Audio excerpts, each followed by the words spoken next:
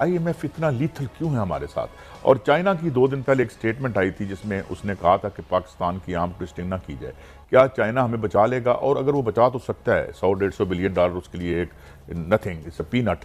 लेकिन क्या इसके बदले में जो हमसे वो एक पॉलिसी शिफ्ट मांगेगा, हमारी इशराफिया उसकी अहल है? जय हिंद दोस्तों, मैं महेंद्र शर्मा स्वागत करता हूं वन वर्ल्ड हिंदी में आपका। उम्मीद करता हूं आप खुश और स्वस्थ है। दोस्तों ये दिखाते हैं पाक मीडिया की कोई लेटेस्ट डिबेट जिसमें कैसे डिस्कशन किया जा रहा है कि पाकिस्तान की हालात IMF ने भिखमंगों जैसी बना दी है।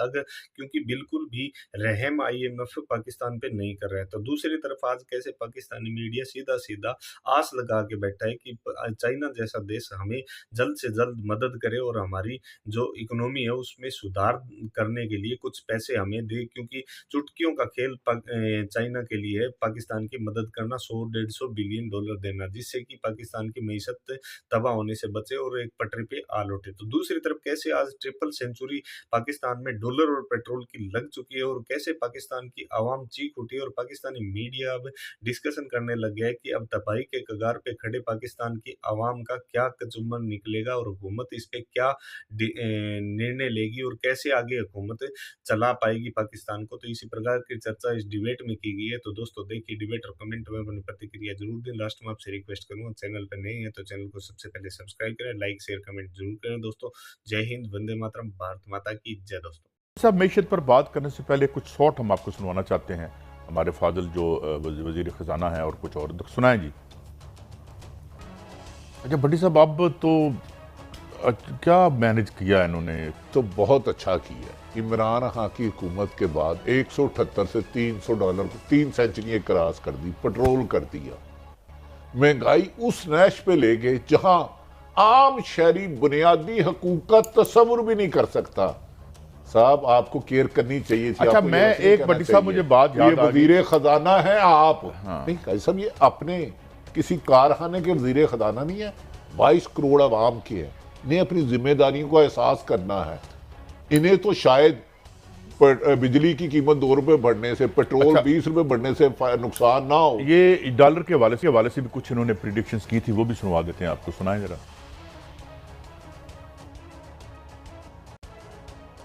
मैं आपको जिम्मेदारी से बता रहा हूं कि रुपए की असल वैल्यू ये नहीं है, ये अंडर वैल्यू है। इसको इससे ज्यादती की गई है, इसमें खेल खेला गया है और हम उनको नहीं छोड़ेंगे। ये मुझे क्या इसका कोई मतलब समझ आया आपको? अभी तक अंडर वैल्यू है, और अंडर वैल्यू है। ये वैल्यू नहीं थी उस वक्त, 178 की था। उनका मतलब है यार मैंने तो वादा किया हुआ, मेरी प्रॉपर्टी बाहर अरबों रुपए की डॉलरों और पाउंडों में, गैर मुल्की करेंसी में है। पाकिस्तान में तो 50 करोड़ थी, उन्होंने आते सारी नैब तरमीम के बाद वो अपने से रिलीज करा ली, छोटी सी रकम 50। काजी साहब देखे, उनकी एक मिसाल है। 50 करोड़ डॉलर थे उनके पास या $1 अरब थे, वो अब कितने हो जाएंगे? तो काजी साहब जब मुल्क में आज ही मिफ्ता इस्माइल साहब मुस्लिम लीग नून के वज़ीर खजाना थे, कहते थे जब सियासत रियासत पर तरजीह जाए सियासत को तो यही हाल होता है। ये मिफ्ता इस्माइल साहब ने इन्हीं के बारे में इसहाक डार साहब के कहा। आज किसी टीवी चैनल पे मुस्लिम लीग मिफ्ता इस्माइल ने कहा है कि इसहाक डार साहब ने चलते बोलते मुझे धक्का दे दिया और रियासत की बजाय सियासत को, ज़ाती मुफाद को तरजीह दी। तो अब जवाब दें। अब ये डॉलर साहब इसहाक डार साहब से लेना। कुछ मैं मजीद के दावे आपको सुनवाना चाहता हूँ, सुनाएं जी। मैं आपको जिम्मेदारी से बता रहा हूं कि रुपए की असल वैल्यू ये नहीं है, ये अंडर वैल्यू है। इसको इससे ज्यादती की गई है, इसमें खेल खेला गया है और हम उनको नहीं छोड़ेंगे। अब देखें, अब तो आप आगे हैं, प्लीज मैनेज करें, हमें डिफॉल्ट से बचाएं, कीमतें नीचे लेके आएं, डॉलर की कीमत कम करें, खुदा का वास्ता करें। अब मोहतरम सागरा उन्होंने कहा कि ये जो 170-80 है, मैं ये खेल नहीं खेलने दूंगा। अब 300 से ऊपर वाला खेल कौन खेल रहा है? अब मुझे बता दें, हुकूमत PDM की है, इसहाक डार साहब मोहतरम वज़ीर खजाना है। इस खेल का जिम्मेदार मैं किसको करार दूं? बीइंग पाकिस्तानी। काजी साहब ठीक है, प्रेशर है आप पर, मैं मुझे आपके चेहरे से तासुर आ रहा है, नजर आ रहा है। किस चीज़ का प्रेशर बड़ी साहब? चलो किसी का भी हो, सहाफ़ियों पे होता रहता, अल्लाह इन सबको खुश रखे। एक कह रहे हैं इसकी कीमत असल 170-80 थी, हम ये खेल नहीं खेलने देंगे। ये 300 वाले का खेल का पीछे कौन है? साहब ये ब्लूमबर्ग की खबर है और मुझे बड़े अफसोस है कि मुझे ये दिखानी पड़ रही है। Market brace for Pakistan default risk as 7 billion debt looms.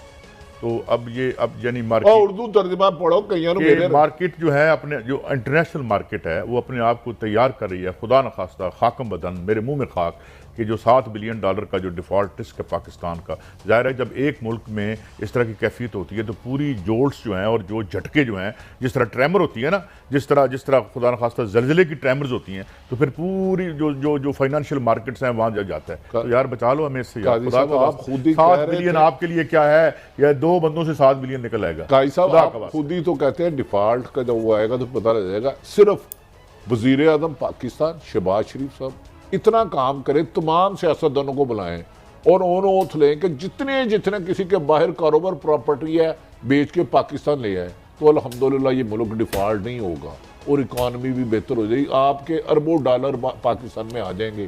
करे ना ये हुकूमत, इस पे पीटीए भी इनसे तामुन करेगी, क्योंकि पाकिस्तान की ये मतला है। पीडीएम सारी सियासी जमातें आए और सारे रिटायर्ड अफसरान आए, जिसकी बैरून मुल्क प्रॉपर्टी है वो कह रहे हैं पाकिस्तान है तो हम हैं, ले आओ सब कुछ बेच के।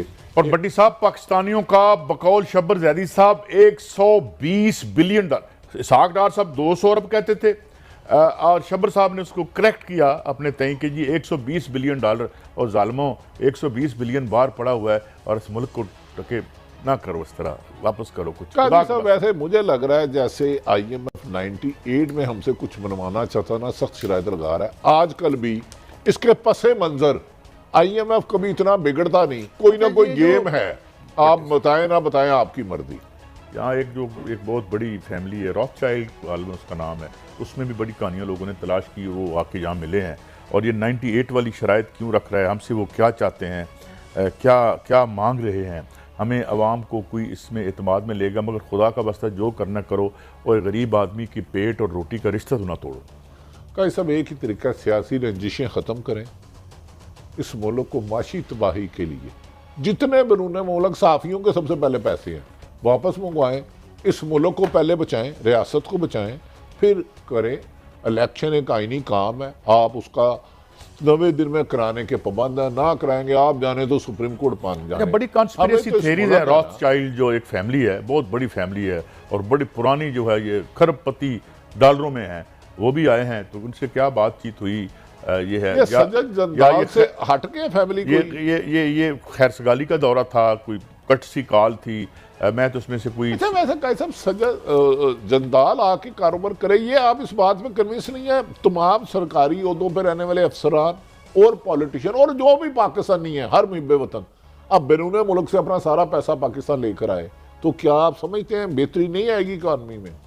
भट्टी साहब कौन लाएगा, जो जहाँ से निकाल के ले गए हैं। बात पता क्या है भट्टी साहब, हमने इस मुल्क को लूट मार का सामान समझा हुआ है। हम इसको इस काबिल भी नहीं समझते कि अपने अकाउंट्स यहाँ पे रखें। मेरा तो कोई बैरून मुल्क अकाउंट नहीं है आज की तारीख तक। मेरे तो जितने अकाउंट हैं और जितने हैं उस पर टैक्स जो है वो मेरा इदारा भी देता है।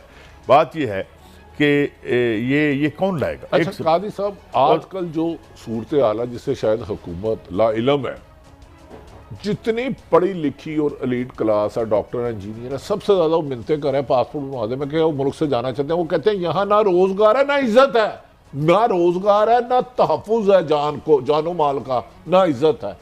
क्या हुकूमत इन हकायक से नज़रअंदाज करके चल सकती है? नई नस्ल जो अच्छी पढ़ लिख के कोई कंप्यूटर पे आ रही है, कोई डॉक्टर आ रही है, कोई इंजीनियर बन रहे हैं, कोई IT के एक्सपर्ट है, एक ही सिफारिश होती है पासपोर्ट बनाना है। मैं क्या हुआ सर, ना इधर रोजगार है, ना तनख्वाह है, ना इज्जत है, ना ही हमारा। भट्टी साहब मेरी एक तस्वीर बनाने वाले से बात हुई, एक दुकान पे हुई, तो मैंने उससे पूछा कि तुम्हारे पास एक दिन में पासपोर्ट साइज या पासपोर्ट के लिए या वीज़े के लिए कितने लोग आते हैं? तो उसने कहा, एक दुकान ने कहा जी 40 लोग मेरे पास डेली, एक दुकान, वहाँ पे 7-8 दुकानें हैं जो धंधा करती हैं। कहते हैं जी 40 लोग डेली मेरे पास आते हैं पासपोर्ट के लिए या वीज़े के लिए तस्वीरें बनवाने। भाई साहब मैं ये कह रहा हूँ बदकिस्मती है, हमारी सियासी इख्तलाफ ज़ाती दुश्मनी में बदल गई है। हमने रियासत को अपनी ज़ात पर इग्नोर कर दिया, हमने रियासत को तरजीह नहीं देते, हम सियासत को तरजीह दे रहे हैं रियासत पर। जिस दिन हमने पाकिस्तान की इज्जत वकार अपनी सलामती की जामन समझ ली, पाकिस्तान संभल सकता है। क्लोजिंग है भट्टी साहब, हफ्ते का आखिरी प्रोग्राम है, बशर्ते जिंदगी अगले हफ्ते फिर आगे खानदानों को अशखास को बचाने की बजाय इस मुल्क को बचाने की कोशिश करें, क्योंकि ये मुल्क ना बचा तो अशखास भी नहीं बचेंगे।